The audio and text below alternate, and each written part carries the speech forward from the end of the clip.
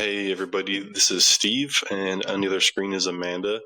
And this is the very first podcast of Nora Jane Foundation's Rare Plus Real podcast, where we are going to bring stories from families, researchers, doctors for you to listen to, and hopefully, you know, specifically from families, if you can kind of connect to their stories and maybe learn something, or if you have questions, you can reach out to us, talk to us about it. But for our very first podcast, I felt that it would be most appropriate that I interview Amanda, because as far as my life goes, it's where it all started for me getting into the NKH part of life. Amanda, if you want to introduce yourself, and we'll get started. Hello, everyone. I'm Amanda, and I'm the proud mother of Nora Jane Almany. Awesome. And just so everyone knows, like, we're literally in the same room. So if I look over, I can see Amanda on the other side of the table. And our two dogs are down here as well. So if you hear a little click clack on the floor, maybe a bark, that's why. So I already have like a set of interview questions I made up because I need guidance in my life. But I think the best thing we're going to do is I'm going to let Amanda just tell like the story of, her pregnancy, birth, and kind of like how things snowballed into a diagnosis. So if you want to go and do that, Amanda, and I will sit tight and watch. Sure. So this is my second daughter, Nora's the second, and I had a normal pregnancy. Pretty simple, pretty easy, besides some morning sickness. But the day she was born, she arrived into the world and was not as vocal, I guess, as her big sister. She didn't cry like a normal baby. So the doctors and nurses didn't seem alarmed. So we didn't seem alarmed. They told us that most babies, cry, but some babies are just more tired and more sleepy and not to worry. So we trusted them and we stayed overnight, and I attempted to breastfeed, and the first try, she did pretty well. And then it seemed to get progressively worse after that first time. She just kept getting sleepier and sleepier. We didn't see her open her eyes but once. And again, we just kept being reassured that everything was fine. We got to the point where we were syringe feeding her my breast milk and thought that was kind of odd. But again, they made us feel like this was normal. They told us to, when it was time to go home, they told us to just check up with our pediatrician, and everything would be, in their hands at that point. So we went home, and then she had her first pediatrician appointment a day and a half later. And it was actually a different pediatrician. Our normal one was, I think, out of town or something. She thought it was alarming that Nora lost 10% of her body weight, but once again, didn't really give us any further instructions. She just kind of brushed us off.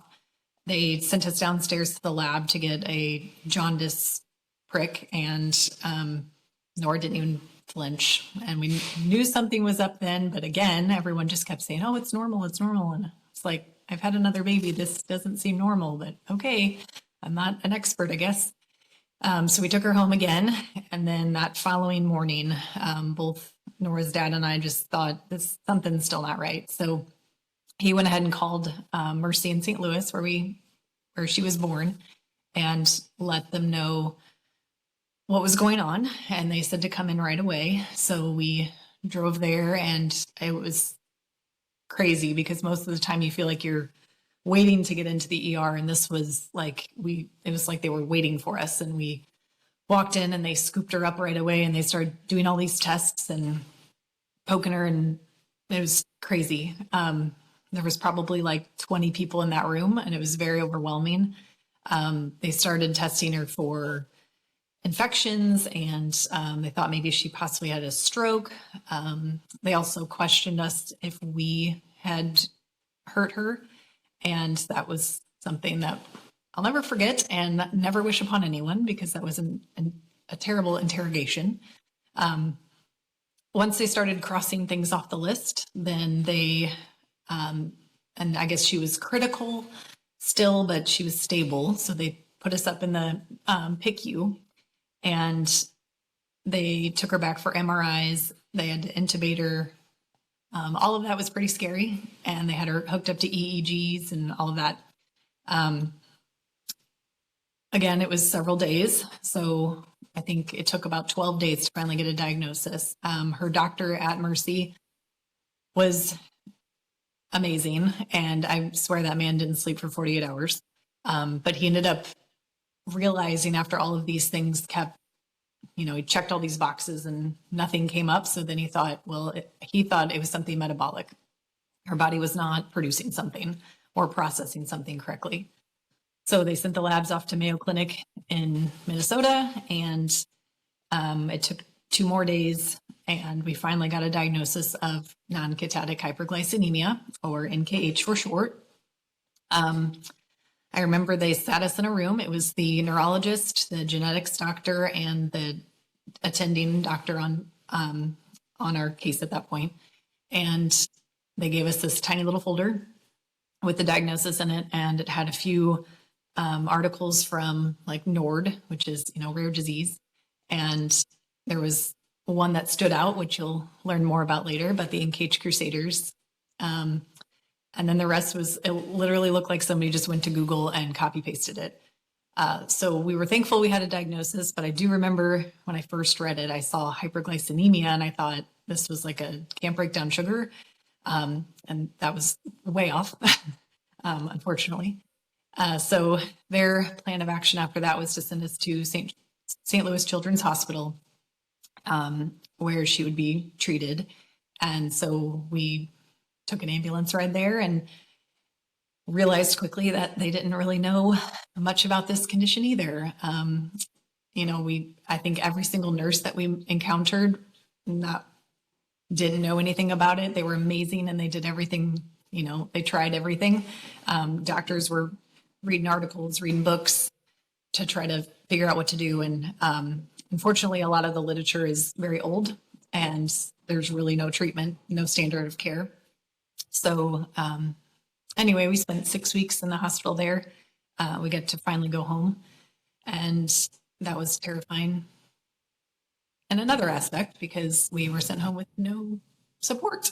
Yeah, so it sounds like all of it was terrifying. I just want to back up really quick. And I think this is important for moms, especially and dads. You're in the room with moms when babies are first born. Like I was a paramedic in my past life. I'm a police officer now. But that was a big thing, is that babies cry, right? And they would always teach us, you do delivery. And one of the ways we knew the airway was clear was that baby cried.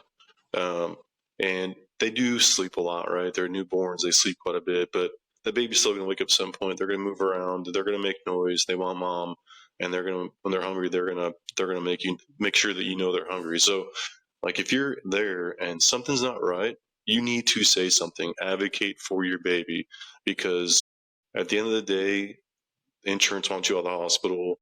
They want that bed for somebody else, right? So unless it looks emergent, they're going to push you out the door until you follow up with a doctor. And this is a scenario we don't want to do that, because honestly, we don't know how many kids have passed away from SIDS, SIDS diagnosis that was actually an NKH baby who was improperly diagnosed and went home and didn't make it back. Absolutely. And they told us that, she was just very shallow breathing. And, as a mom, you check your baby all the time to make sure they're breathing. And if she was breathing, so we just thought that was fine. But really, she was basically in a coma, and she was barely breathing and fighting for her life. And we had no clue. And if it would have been a day later, maybe just a few hours later, she wouldn't have survived. Yeah. And, the other thing too that kind of sets off a red flag is that they send you home syringe feeding. That's generally a supplement to feeding. It's not the primary form of feeding for, a healthy baby going home. So like and maybe I'm wrong, maybe some things change, but, generally when you do syringe feeding, it's a supplement to, not the primary form of feeding for an infant or baby. So yeah, another thing too is we live out in the country, right? So we do have a hospital nearby. I think we're fortunate for that, because there's lots of parts of the country that do not. But at the end of the day, cardiology and stroke is probably like the biggest things that they're trying to face. They're not dealing with rare disease. So if you have a child who has rare disease, you got to have a plan, and it's going to be to go to a place like Children's, and like we have St. Louis, but there's like Chicago or Boston or other places. And what I've learned, being with you and helping with Nora is that, even the specialists at these specialist hospitals don't know very much about NKH. And this is a whole nother topic that we're probably going to address in another podcast and probably multiple podcasts, to be honest with you, or at least episodes. But, it's pretty terrifying that what they gave you is a folder with a piece of paper through in it of this is what this is, here you go, and thank you, Google, right? Which really we truly think is thank you, Kristen, from the NKH Crusaders, because that was the one piece of paper in there that probably made a huge difference, right? Well, and I felt lucky because, St. Louis University or St. Louis Children's Hospital is a big hospital and it's a great hospital. And I think about other families that we've encountered through this journey. They didn't get anything. They got your baby is not going to make it, which we got some of that too, but they didn't even get that hope. So there is no standard of care, and it's terrifying. Yeah. Didn't you tell me that wasn't there like one doctor who had one kid who had NKH like 20 or 30 years prior? And like he's the only one that knew what was going on with Nora? Yes, there was a neurologist that we met, and he had treated a kiddo many, many years before that. At I think he said 30 years, and this man was in his 70s. I think he's since retired. And then we've learned now that her genetics doctor also treats a few other NKH patients. And I've, given our information many times and said that they can reach out to us. We haven't gotten any of that yet, but hopefully one day. All right. So just going through the questions, so the first section was diagnosis early days, which you did a really good job of covering that. But I think the big question here is, one, were you given clear information time, which it doesn't sound like you were, right? Just a folder. What research did you do on your own once you found out what was going on? Well, like any normal person nowadays, you Google everything. And so I came across a few articles and then came across, everything's tied to glycine with this disorder and, researching what glycine did and how important it is. And if there's other amino acids that can not so much take the place, but work together and maybe she can get this. And so I think I reached out to a doctor halfway across the world and asked if he could help in any way, because it was all about the blood-brain barrier and his research on that. I think I sat up many, many nights, not sleeping in her room and just trying to figure out what to do. And, I think back now, and one of the medications that Nora takes, the sodium benzoate that helps control her glycine levels, that didn't get started until 12, 13 days after birth. And I always wonder, it's that denial stage. You wonder what would have happened if she would have started it a day after she were born or a few days. Would that have made a difference? I don't know. There's a lot of what ifs. That's a very fair question. I think, we got some of the research coming out too, right? That hopefully we'll be able to answer that question. But yeah. Or people who live in other countries. How many people we met who don't have access at all? And I've actually seen some people who don't give sodium benzoate to their kids either. And I'm like, well, what are they doing then? I don't understand, how they're controlling the glycine if they're not giving, the sodium benzoate. So, yeah, so that kind of rolls into the next section, right? Is, daily life. It can, from the outside looking in, it looks pretty chaotic, right? But you have it down to a T. What happens when it happens? So do you want to walk us through that? And I think this would be really useful for new moms and new dads coming into this, that there is a schedule and you want to build that thing out and you want to stick to it. Yes, it's definitely challenging because like I mentioned before, we were sent home and it's not like I got to bring the nurses and doctors with me. One of many of the amazing nurses that we met, she gave me her cell phone number before we left, and I still have it. But she had to train me on all of how to feed Nora because she's G-tube fed. Actually, at the time, she had an NG tube through her nose, the hose in the nose, as we called it. So she had to train me how to insert that and replace it and all of that. And then later had to be trained on the G-tube feedings, how to give meds and what's appropriate and how much to flush after giving meds and all of the things that for moms and dads, we give Tylenol and ibuprofen and things like that, but you don't give these medications that could do some serious damage, or if you forget one or whatever, it's a lot of responsibility. So those first couple of years, I mean, it's still tough, but those first couple of years were very tough because you're exhausted as a parent. I didn't sleep 6 weeks in the hospital.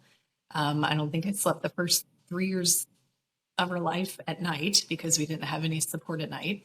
It was just parents, it was just us. And sometimes my parents would come spend the night, and that was helpful.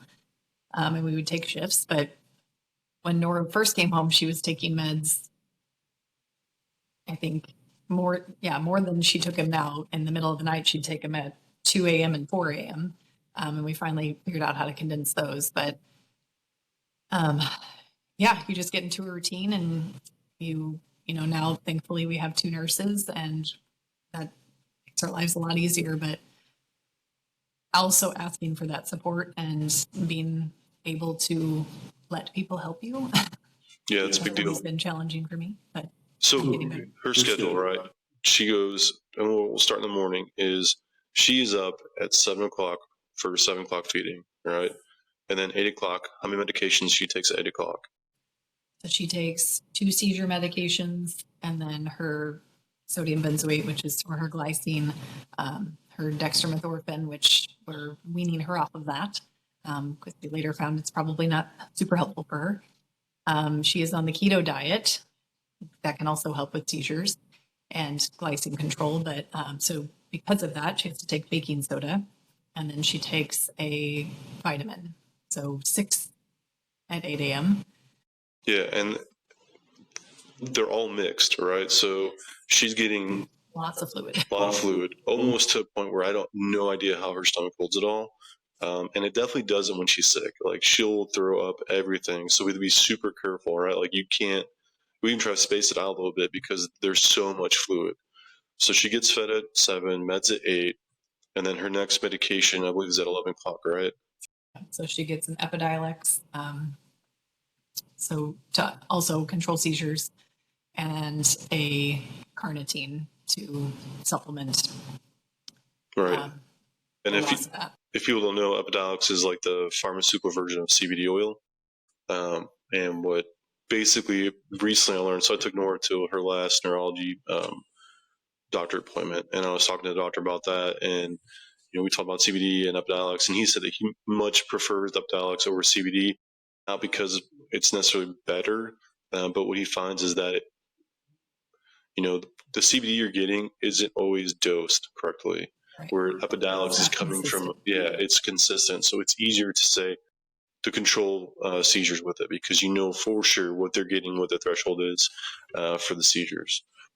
And he's a big proponent of that, which I appreciate, because he wants to get her off of those other seizure meds. He doesn't really think they're helping. So right, it's Keppra and clobazam. Yep. So all right, so we have 7 a.m. feeding, 8 a.m. meds, 11 a.m. meds, and then 2 o'clock in the afternoon, correct? 1 o'clock. 1 o'clock feeding. Yep, I missed 1 o'clock feeding. Yep, lunch. And then 2 o'clock meds, which is sodium benzoate and Dex. Was Dex. Yeah, so we skipped Dex now. So we're waiting her up Dex, so she doesn't get that 2 o'clock anymore. All right, and then we go till 7 feeding. The reason I'm thinking is because we had some other medications that were at like 5 o'clock, but those are not there anymore, right? So we have our 7 o'clock feeding, 8 o'clock meds, 11 o'clock meds, and then 2 a.m. meds. Right. Rinse and repeat. Yeah, and then we just keep doing it over and over again. And that's one of the reasons why we're trying to get rid of the medication, right? Because the fewer medications she has to take, the less often she's got to take them. So it's really, it's been good, right? It's good for her because she's not taking as many things. It's less fluids and that kind of stuff, and it's easier on the schedule. But we still have a schedule. And it's like one of those things where you can't just not feed her at 7 or at 2 or at 1 or at 7, right? Like, we do let her sleep in a little bit if she's really sleeping well, and we'll wait to feed her a little while. But, her feeding schedule and her medication schedule, like, they're tied together. Yeah. And it's hard for her to tell us when she's hungry. Sometimes when she's crabby, it's like, we don't know if she's tired or gassy or has to go potty or if she's hungry or what. So We just have to guess. And that is really tough guessing. Let's see if therapy. She loves going to therapy. No, she doesn't. Sometimes. Sometimes she likes it. So tell us about therapies. So she's been getting therapy pretty much her whole life. So that started when we were inpatient. And then when we came home, we got to work through First Steps, which again, for new families dealing with any sort of diagnosis, First Steps is amazing. And they reach out to you. They reached out to me in the hospital and they were nicely pushy because it was very overwhelming to get all of these people and wanting to come to your house and help you with things and just say yes because it was so beneficial. So she still has the same physical therapist that she's had since she was teeny tiny. And she's phenomenal. And now this year we started going back to school. We took a little break post-COVID, a little pre-COVID and then post-COVID. But anyway, we're back at school for a little bit and she does her physical therapy, occupational therapy, speech therapy, visual therapy. And speech therapy is a little different just because Nora doesn't talk. She can make sounds and laugh and cry and giggle and do all of those types of sounds, but she doesn't actually, say words. It's almost better to call it communication therapy because it seems like what they're doing is teaching her or trying to teach her how to communicate. Right. So using some adaptive toys and things like that. So that's been pretty awesome. And our visual therapist is amazing too and travels all the way from Branson to come see her. We've noticed some positive changes with that. And then physical, she has her moments, loving that, hating that, just because it wears her out, I think. And then OT she loves because she gets to make crafts. So. Yeah, she definitely loves occupational therapy. So things that I noticed. So when I first met Nora, you were terrified. Well, the medical part didn't scare me, right? Because as a paramedic, so that part didn't terrify me. It was the am I going to break her part, like because she's so little, So, but she just like any other kid, right? You can pick her up, I play with her, we do all the things, right? So, but I didn't know what her capabilities were, and seeing other kids who have NKH and see like what they go through and what what they're capable of opened up my perspective as to what Nora's capable of. The communication part is interesting because she's attenuated, right? And there's other kids who are attenuated who are learning to communicate with these devices, right? So I'm really interested to see in a year how that's progressed and how she can communicate. Because I would love to know, are you angry? Are you happy? Does your belly hurt? Do you want more? Those questions would be awesome if she could tell us that. Absolutely. So, and then physical therapy is super important, right? Because she has other issues going on besides NKH. So, like her spine, she's got scoliosis. She's fortunate in the fact that she has hypertonia, but she doesn't have the joint tightness that you see with that. She's still pretty limber, and stretching her out is really important for that. And then just I've seen it since I've come in your life is that when I first met her, she couldn't hold her head up. Where now she still has a little bobble to her head, but she can sit in my lap and she can hold her head up for 20, 30 seconds before you start noticing that she's getting tired or weak. So, and I think that's a big part of therapy that helps with that. Yeah, and she's so strong. Her physical therapist says that all the time. If Nora's brain could tell her to sit up or to stay sitting, she could do it. But it's, she's got the strength. We can feel that with her headbutts and her kicks and all of that. But it's that little brain of hers that's not telling her what to do. Right. So, and I think another one of these questions that I have on my list is interaction, right?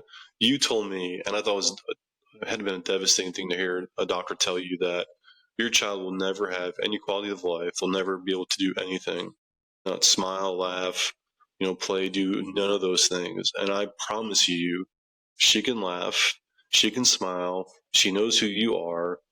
And you can walk into a room and you can tell if she knows who someone is or that she doesn't. Like when her papa comes to the house, that girl's rolling over and she wants to see where he's at, right? There's even some days when I come home that she rolls over and she wants to see where I'm at, right? And you can make her laugh. So she can definitely do a lot of things that doctor said that she couldn't do or never be able to do. And I think that's important for parents to understand too, because we've dealt with that a lot. And, everyone will get to meet Kristen here soon, but she handles a lot of those phone calls of newly diagnosed families. And it's horrible, the things that people hear. And I know the doctors are just trying to be honest and not give false hope. And I appreciate that, but it's hard. And it was hard at the hospital when, it's a teaching hospital. So you're getting new doctors every week. And so we had attending after attending and fellow after fellow, and felt like I was on an episode of Grey's Anatomy. And you'd have one attending that was very conservative with everything. And then you'd have another attending that was just like, hey, let's try this. Let's do this. Stop looking at that monitor, and it was kind of like, you're already stressed out, and that was more stressful. And then we had that one doctor that, we hadn't gotten the full scope of her genetic, like where the gene mutations were yet. And he called a meeting, and there were probably 15 or 20 people in there with Nora's dad and I. And that was the meeting that I didn't really know the point of the meeting. And then like halfway through, I was like, oh, we're having this meeting to find out if we actually want Nora to go home with us, or if we want to just let her die. And I've never had an out of body experience, I don't think, until that moment. And I just remember sitting there thinking, this is not happening. They're talking about organ donations and that she'll have no quality of life. And I was like, we're not there yet. I'm not ready for this. And it was interesting later on, when we were at the hospital months later, my mom actually ran into our nurse that was in that room with us. And she said that was the worst meeting that she's ever been in her whole life. She's been to several of those meetings, but she said that was the worst. She said she couldn't even look at us because she was just in tears. And that's that was one of the days I felt like that I just needed to fight even harder. And I know Nora's dad felt the same way. We were like, nope, this is not it. We're not giving up. No, I'm so glad you guys didn't. And here's the thing is like, all the kids are different, right? Don't let them categorize you, because, there is a spectrum. It could be very severe, right? And there are kids who have NKH who are going to college, living a life. Like, there's a huge spectrum. So this idea that they put you into this neat little box and say, here you go, this is what you're going to be, that's not necessarily true. Like, we're still working. We've got some things coming up down the road where we're trying to work on grants to, get a true scale of what our kids are severity levels, so that people will know or have an idea, right? So it won't be perfect, but you'll have a better idea of what that is. And right now that just doesn't exist. And give your child a chance to show what they can do. I think that's the hardest part, get them well enough to see what they can do. And like you said, every kiddo is different. And, when we basically told them no, we were going to fight, I had that guilt. Like, am I making the wrong decision? Because am I choosing this terrible life for my daughter? And that's not fair either. Am I just being selfish because I don't want to let her pass away? And we actually later talked to one of the research doctors, and he said, he's heard that story from many of the families as well. And he said, the thing is, they don't pass away from NKH. They pass away from other things, other illnesses later. And he said, you could have taken her home and not put her on any meds, but she wouldn't have just passed away. She would have, it would have been an infection later on or whatever. So I don't know, just wait and see. Your kids can do amazing things. Yeah, definitely give them a chance to balance out and try to move forward. So, here's a big one: is emotional, right? What's the emotional and family impact that you've experienced from all of this? And I can ask you specific questions, or if you just want that generalized, question, I'll let you go with that. I mean, yeah, emotional roller coaster for sure. I think at the beginning, it's the shock, and you go through all of the stages of grief, probably multiple times, and everyone handles it differently. I didn't want to fall apart because I have another daughter and I wanted to try to be there for her. But then at the same time, I think that was very difficult because she was only 2 and not even 2 yet. And she didn't get the attention she deserved. And later, you'll find out more about her. And I feel like because of the lack of attention, we may have missed some things with Alex. And that was hard. That's still hard on me. I don't know. I think I blocked a lot of things out too early on. You don't recover. Moms have a long time to recover after a baby. And when you're thrown into this life and this situation, I had so many people in the hospital say, well, make sure you're taking care of yourself. And I wanted to slap them across the face and be like, how am I supposed to take care of myself? I can't even shower because I don't want to leave my daughter's room. I haven't had a good anything to eat in forever because I'm eating cafeteria food at a hospital.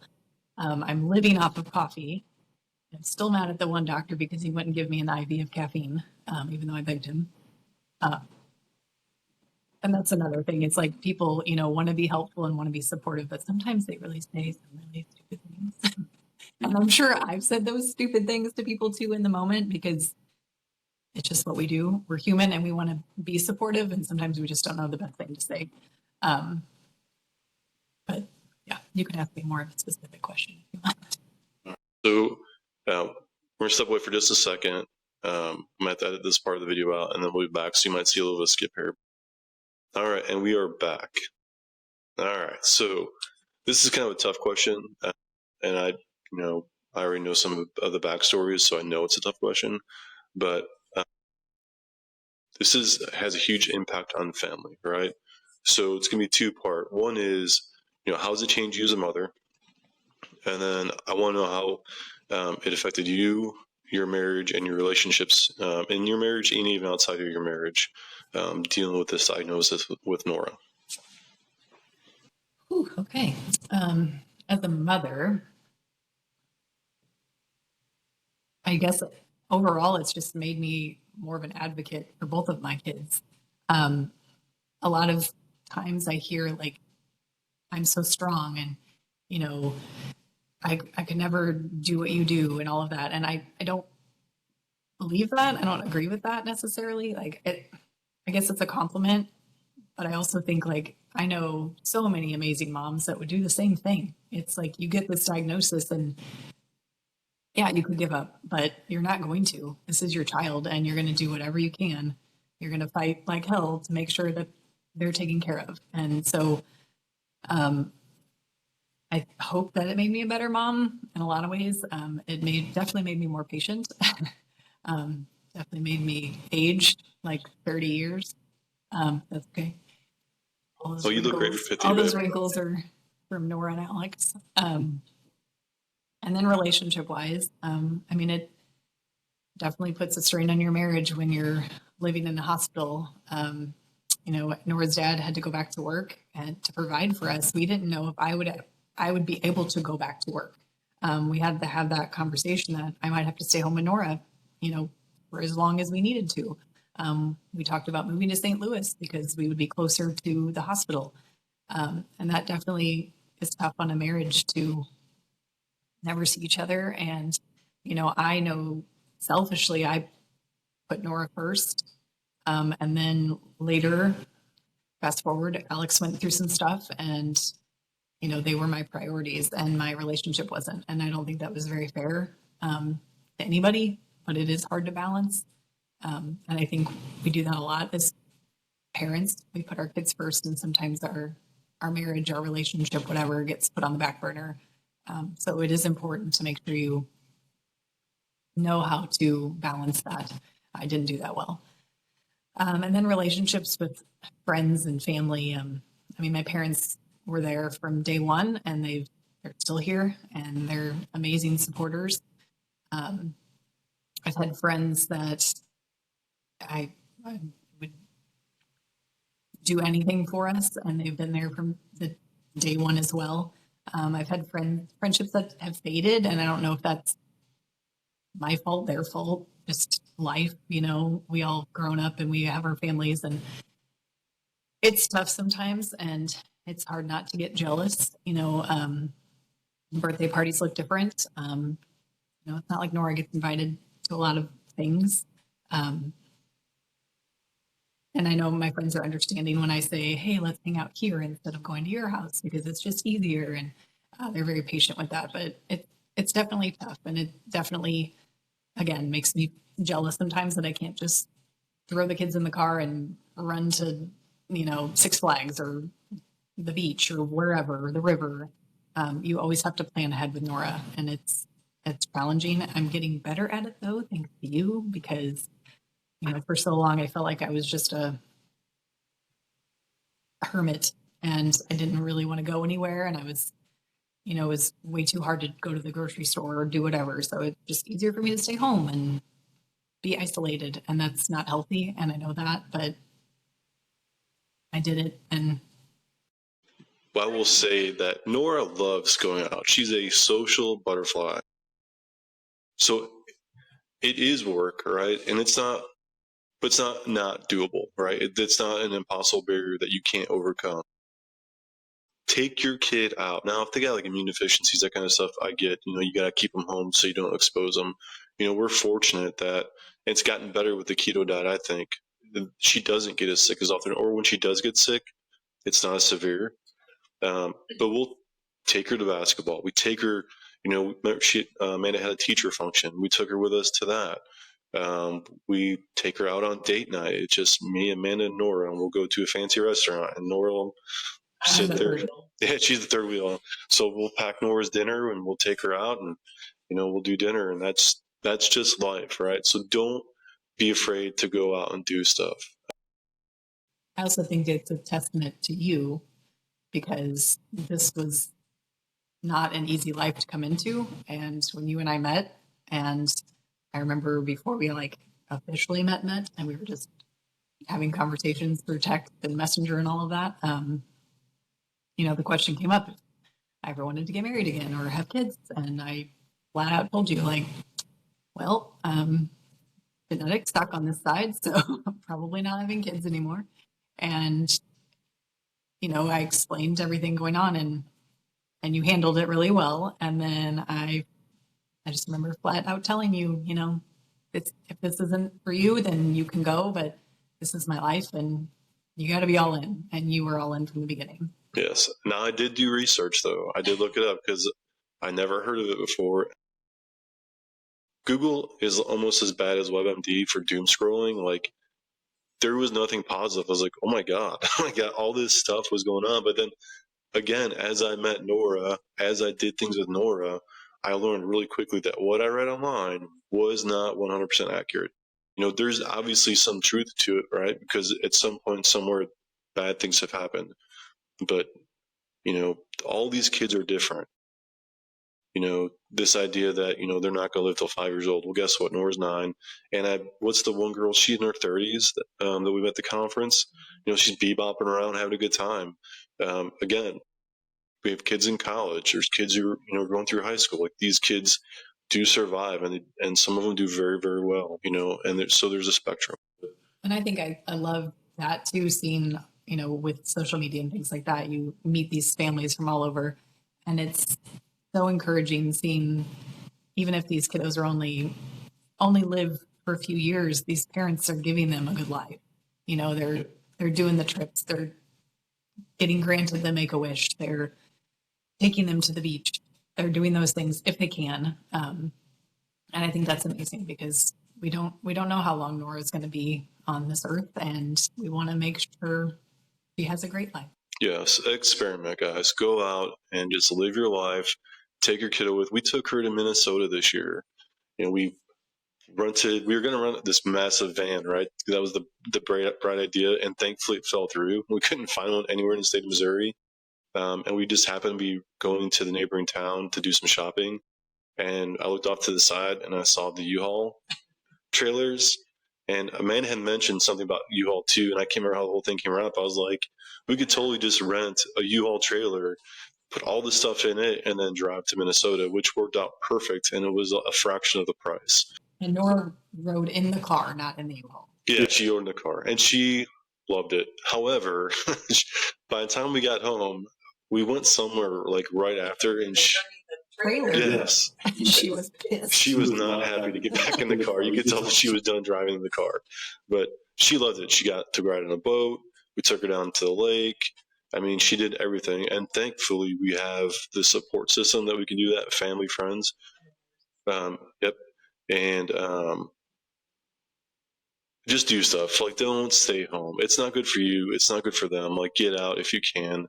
Obviously do it safely if there's, some immunodeficiencies, but like, get out of the house. You really should. If, your friends love you, your family loves you, they're going to love your child. Bring them out there. Let them be part of that community. All right, moving down the list. And we'll get too tied down one subject here. So initially you felt isolated, right? In this whole thing, because it's new, you don't know anybody. And then you reach out to an individual and an organization. Can you tell us about that? Sure. So I mentioned earlier the little folder that I got with all of the wonderful literature, and there was just basically a piece of paper in there that had a picture of, I think it had a picture of the family. I actually came across it the other day. I'll have to find it again. But it said Engaged Crusaders, and it had just a little blurb about this mom. Her name is Kristen, and her son Thomas, and that she's been, she organized this or created this organization called the Engaged Crusaders, and they were fundraising for research and to reach out to her. So I finally, when we got home, I decided to reach out to her. I think I emailed her the first time, and it was almost like within an hour, probably, she responded. And then it was just like constant, and it was amazing. And she wasn't pushy. She was supportive. She was just incredible. She was exactly what I needed at that time. Someone that actually understood, because, you have family and friends and people that are bringing you meals and doing the fundraisers for you and raising money and amazing, amazing things that I'm forever grateful for, but nobody gets it, and I finally met somebody that got it. And she asked me to join the Facebook groups. I was a little hesitant on that. I just didn't want to jump or to go back down that depression tunnel again. But I'm glad I did, because immediately it's like, you're welcomed into this incredible family that nobody wants to be a part of, but it's beautiful at the same point. And I got to see all these pictures of these kids, and it gave me a lot of hope. It was hard to see some of the kiddos in wheelchairs and with breaks and things like that. But then I just, you accept it and you realize Nora's a part of this, and it's going to be okay. And so Kristen and I have been friends now for 9 years, and I got to meet her 2 months after in person at the conference that my mom and Nora and I went to, and she got to hold Nora, and yeah, so we've been friends ever since. Yes, so Kristen's awesome. Engaged Crusaders is awesome. They do a great job, and they're trying to build themselves up to a real juggernaut in this arena, because we need advocates like them for our kids. Also, just kind of a plug for the that conference. Like, if you get a chance to go to the Engaged Crusaders conference, I say Boston. It's really not in Boston. It's like a Boston suburb. But it's like, I grew up in Chicago, but I didn't actually grow up in Chicago. I grew up in the suburbs, but no one knows what the suburbs called, right? Yeah. So it's in the Boston area, though, right? Wasn't last year, but the year before, and it was great. A lot of education. You meet families. You have questions and you ask them, and chances are you're going to get an answer. Or someone's going to come and say, we don't really know, but we're trying to figure it out. And this is kind of what we're doing as a bridge between A and B. So it ends with an amazing fundraiser Yes, it's a blast. It's a really good time. So let's see, medical system and support. We're going to love this conversation. I guarantee it.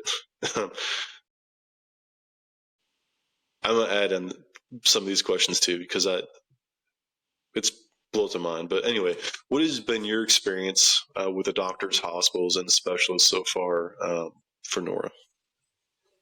So overall, like if I just think back to 9 years of Nora, we've had a pretty good experience overall. I think back to that doctor that diagnosed her, and we actually went back to see him on her first birthday. And it was 4th of July, so like nobody was working. We were hoping to see nurses and other doctors, but we saw him, and his face, I couldn't believe it. I cried. He was so, you could just see the relief. Like, I know in his mind he didn't think that it was going to turn out like it did, but it was great to see him. And we've had amazing nurses, and Nora's pediatricians have been amazing. But there have been some doctors here and there that have just, I don't know, they don't want to listen. They don't think that we, because we don't have that degree, we don't know as much. And they're right in some aspects, but I also know my kid and know when something's wrong and know that maybe we need to try something else. We've gone through several neurologists. We actually have 2 now, because she has her normal neurologist and then her keto neurologist. And I feel like both of them are incredible. Her regular neurologist, he has been with us for several years now. And from the get-go, he flat out said, you know more about this disease than I ever will. So I'm going to trust your judgment. Like, obviously he's going to do his research too, when we want to trial a drug or something, but he's just a very down-to-earth person. He talks to me like I'm a person. He talks to me like I'm human. He's not up here. He sits down and takes his time with us. He doesn't ever make us feel like we're rushed. And in the past, I felt like that. I think it was more so in the hospital than anything else. Like outpatient, I haven't felt as bad about our situations. Which one was you're talking about Tomko? Yes. Okay. Yeah, he is great. I'm gonna tell you the one thing I really liked about him so far. And you're totally right. He's so personal, and he takes his time with you. He is all about not medicating. Yes. Right, and he's also very conservative when he does medicate. So, like right now, we're taking her off of is it Keppra? Well, we want to. Yeah. So yeah, we're gonna do Keppra, right? So, but we're doing Dex. So he basically said, let's finish the Dex, see how she does without that, give it a few weeks, and then start taking her off Keppra. He's always been really good about that. Like, let's not do too much to where she's just sedated all the time. And let's, like, yeah, there's like a give and take there. I've always felt like he's listened to me. He's been great. And I remember when we brought up the keto to him after thinking about it for several years, he was like, yes, I'm ready. Like he was excited about it. And that made me feel really good that he was on board with that. Like, yeah, let's try it. It might not work. It might work great. We'll see. Yes. And then the keto doctor, Dr. Tio, super nice guy. So when we first met him, Nora was on a higher dose of sodium benzoate, right? And every time she would take it, she would scream. And at the time, I didn't know. You may have known, but like I didn't really connect the two. Like I could tell it was something to do with their medication, but I wasn't really sure. And then there was another child who's older who takes it, and he's the one who opened my eyes. And when he said every time he took it, it tastes terrible and it killed his stomach. Well, that's what clicked for me. Was like, oh, the sodium benzoate, she doesn't taste it, but it's killing her stomach when we give it to her, right? So we give her appointments at like 2:30. We give her sodium benzoate at 2, and then sure enough, we go into the appointment and she's screaming like the bloody murder scream, right? And I don't think he knew what to think about that, right? But then we go to keto, and now we instantly cut her sodium benzoate in half. I think he was shocked. Right. And then when she goes back and then he sees her that way and she's happy, she's smiling, like she's interactive, like I can pick her up and she just melts it, right? Like that for him was like a totally different child.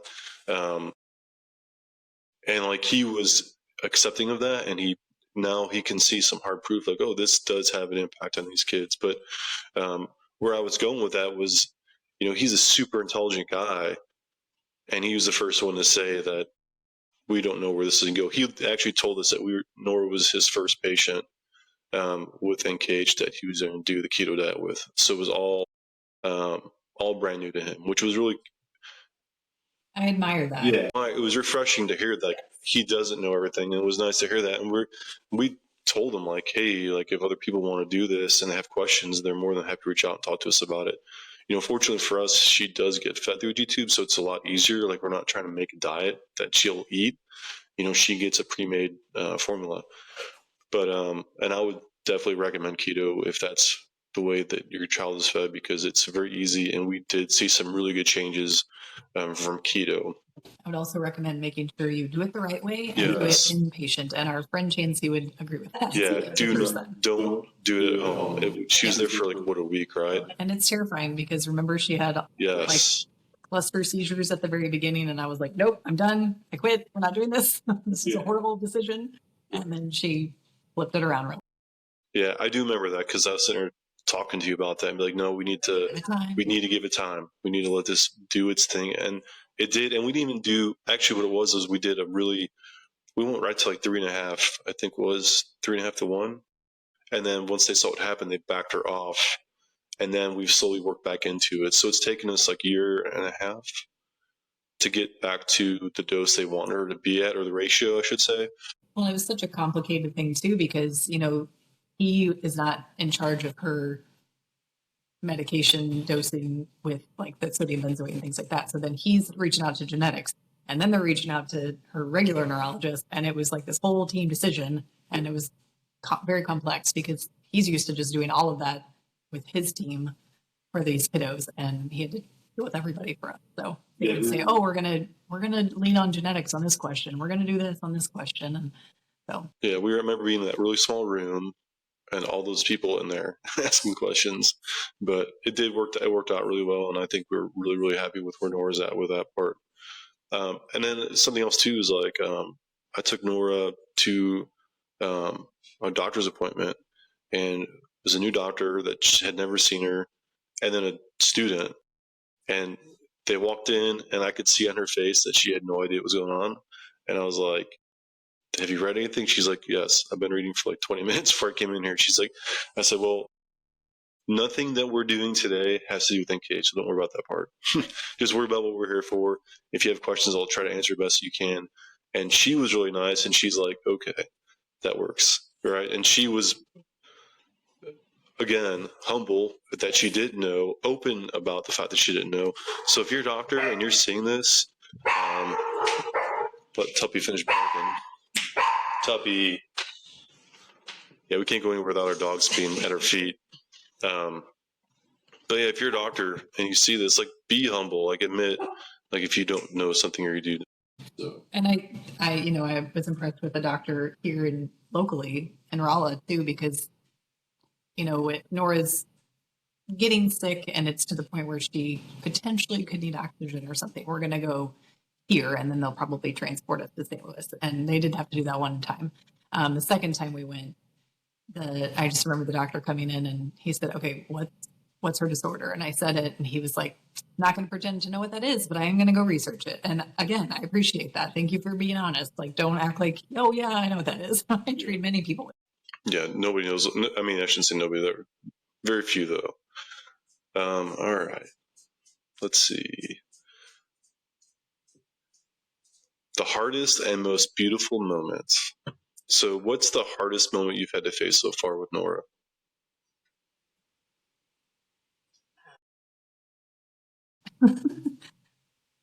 I mean, I would say like the very beginning, probably. The very beginning, and then she got sick back in 2019. This was right before COVID, I think. But she got sick, and it was our first day nurse that we had, and she had only been working for like a month, maybe. And it was the day after Christmas, and she started just with normal respiratory stuff, and then I remember our nurse was like, I don't like how she's breathing because she was really struggling. She was tugging a lot. And so we ended up taking her here to Rolla, and they definitely transported us, St. Louis. And Nora was inpatient for a month. We were back in the dreaded PICU. And I remember riding in the ambulance with Nora, and getting there, and I started I don't think I'd ever had a panic attack before, and I started feeling very nervous and hot and shaky, and I think I was like nervous to go back to that floor again. Thankfully, they had renovated, and it was a different floor, and it was way nicer, but still terrifying. It just flooded me with all those memories, and not good memories. And I was by myself. Nora's dad was coming later, but he wasn't able to go at that moment with me. He was dealing with our other child at the time and getting, house stuff taken care of. And that was scary because she had to be intubated twice while we were there. So they extubated her a little too quickly, I think. She had so much mucus. And it was like these dumb questions that I'm asking, like, can we just give her some like Mucinex or something to like clear that junk up? But she was so sleepy, so out of it, obviously sedated if she's intubated. And it was scary. And I remember going up to, if you've ever been to St. Louis Children's Hospital, going up to the garden many times, just sitting there and just hoping and praying that this was not it. Like that was not Nora's time to go. It was very scary. So that was probably one of the worst moments as well. Yeah, absolutely. And no one wants to be in that situation, and I can't imagine what that was like for you. So, on a more positive note, what's the most beautiful or joyful thing that you've experienced with Nora?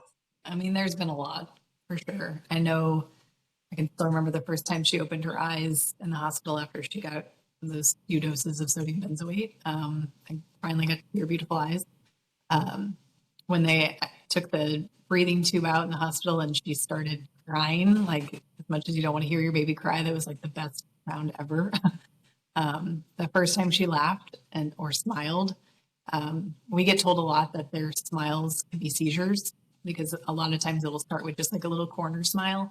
And sometimes they are seizures, but it was a true smile, and that was amazing. Seeing the way that Alex interacts with her, she's an amazing big sister, and just also the difference that Nora has made, even in our small community. We've had a lot of supporters, and I'm a teacher, and all of my students every year buy the t-shirts and support Nora and ask about her, and she comes to visit. They talk to her, and it's just great. So yeah, people love Nora, and I don't blame them. She's pretty awesome. Let's see. This is probably the most.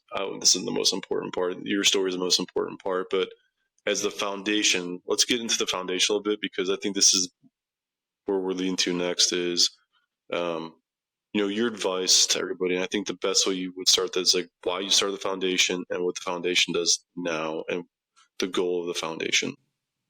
yeah, so you're spending 6 weeks in a hospital, you don't, there's not a lot to do, right? And so Nora's dad and I had a lot of conversations about what good can come from this. This is a really crappy situation and tough situation for anybody, but we're not going to sit here and dwell on it and play the, oh, woe is me card. Because there's a lot of people going through a lot of things, and what could we do to make this situation better, make a difference? So that's, we formed Nora Jane Foundation, and it started as just a small organization where we were raising money, and that money would go towards whatever research was going on at the time. And in 2019, it became an official 501c3, and I would have to do the math, but we've raised a lot of money over the years, thanks to all of our supporters. Yes, thank you guys so much. Thanks for trusting us with that money. It's hard when you don't really get to see the difference that you make, but I promise you're making a difference, especially in the rare disease world when it's all patient funded and parent funded. So yeah, I think getting involved, if you have a rare disease or your parents have someone with a rare disease, it's not easy to just jump in and say, hey, let's start a foundation, and I would be more than happy to help people start that process. But it is a lot. It's a lot of work. And you could also find ways to help other organizations out there that already exist. There are other rare disease organizations that support, a, a bunch of rare diseases, but it also keeps you busy, keeps you distracted in a good way, I think. And I think it helped with I don't want to necessarily call it depression, but helped with that isolation and sadness, was to do something good. And that first fundraiser that our friends put on for us, we raised $20,000, and that was incredible. And it just goes to show you the true impact of a community that rallies behind a family and behind an amazing little girl. And yeah, bring that good. Yeah, you basically did is you took a situation where you were not in control whatsoever, and now you've found a way to have some control, right? And that control is, we're going to push forward advocacy, we're going to push forward research, we're going to support other families. What's that, the one organization that you guys are supporting? The Ellie Cates. Ellie Cates. Yeah, Butterfly Wishes. And that family, they're not doing advocacy, but they're doing is they're supporting families with devices, whatever they need. So that's not specifically Nora Jane Foundation's mission, but that's a need, and the Nora Jane Foundation helps support them. And then obviously Amanda helps. Are you like a patient advocate with that, or how? Kind of a fundraising volunteer committee person. Yeah, so you have an active role in the organization. So, yeah, you basically, you're making the best of what is a bad situation, and in the process, you're helping families and we're moving things forward. And that was kind of something too that, when we met and we're married now, and I've been helping with Nora Jane, is, we want to make sure that our dollars have the biggest impact possible. So, like you'll notice here, a lot of times in the past we gave gifts, right? That was what we did to the colleges. Well, we're kind of transitioning away from gifts to grants, because we want to make sure that that money is being used specifically for the things that we want. So, the way I was like, you take is like, you had a baseball field, and gift is you hit a ball anywhere in the field, right? It lands in that field, you're doing good. But a grant is, I want to hit the ball to right field, or I want to hit the ball to left field. And that's the only place that money can go. And what that does is it makes your money, to me, it makes it more powerful, right? Because now you're giving a direction for a specific goal. And then you can come back and maybe widen that out a little bit. But it's more powerful that way. So, but as one of the founders, right, you and Andrew founded Nora Jane Foundation. Would you guys give advice? Would you give advice specifically to families, like what you wish you knew earlier, or maybe what you wish more people understood about NKH, and families who are affected by it? Yeah, I mean, I think it's important to do your own research, but I also think it's important to reach out early to those advocacy organizations. I wish I would have reached out to Kristen sooner, and the NKH Crusaders, and maybe I think part of me didn't want to see all of the Facebook stuff immediately. I stayed off of Facebook for quite some time. Andrew did a great job updating everyone on it, because of course we had so many friends and family that reached out trying to know what was going on with Nora, which I appreciated, but I just couldn't do it. And so he handled that, and he did an amazing job with that. But I would say get out there early and just try to connect with someone. There are these new parents now, and they, I think of a handful of these moms right now.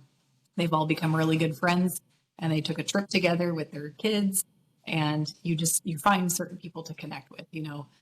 Kristen joked a while ago that she and a couple of the other moms were the OGs, and I'm starting to feel like I'm going to be one of those soon. which is, a compliment in itself. But yeah, I would just say my advice is to don't be afraid to ask for support, first of all. But sometimes it's hard to know where to find it. And, even though we are NKH, we still support all rare diseases. Kristen and another one of our amazing NKH moms, Heidi, they actually host a rare disease like support group, and it's twice a month, I believe. And so anybody can join that. Any parent, advocate, guardian, anybody can join that to get that support and get reach out and just connect with those other families. Good deal. All right. Let's see. All right. Happy note here. Nora's personality, which she has a very powerful one. Despite her NKH, what personality trait do you think shines through the most? A little bit of sassy, stubborn, but in a good way. I think that she is boisterous, yes, and she's very. If she wants your attention, she's gonna make it known. Yeah, she definitely wants to be. She wants to have that socialness in her. So, and it's funny watching her. She'll like roll over and she'll yell at you. She'll cackle. Yeah, she definitely likes that. And she's intentional. My mom always tells the story of when she would gravity feed her with just like when she was getting formula or breast milk when she was still little, and she would be sitting in her tomato chair and we would be holding the tube always. I don't know why we didn't learn our lesson, but we would hold it in front of her and we would just like put a little bit in and, let it flow through. And she would just like, it wouldn't even be like she was looking at you. It would just be out of the corner of her eye and you just see a little foot and it would kick the tube and it'd go flying and milk everywhere, formula everywhere, whatever. But she did that so many times. Or I would squat in front of her and she would kick me, just like playing around. She's not super violent. I don't want people to think that, but it's definitely intentional, and it cracks me up because she knows what she's doing. Like you said, she wants that attention. She knows how to get it. She'd be a soccer player for sure. She would, or a kickboxer.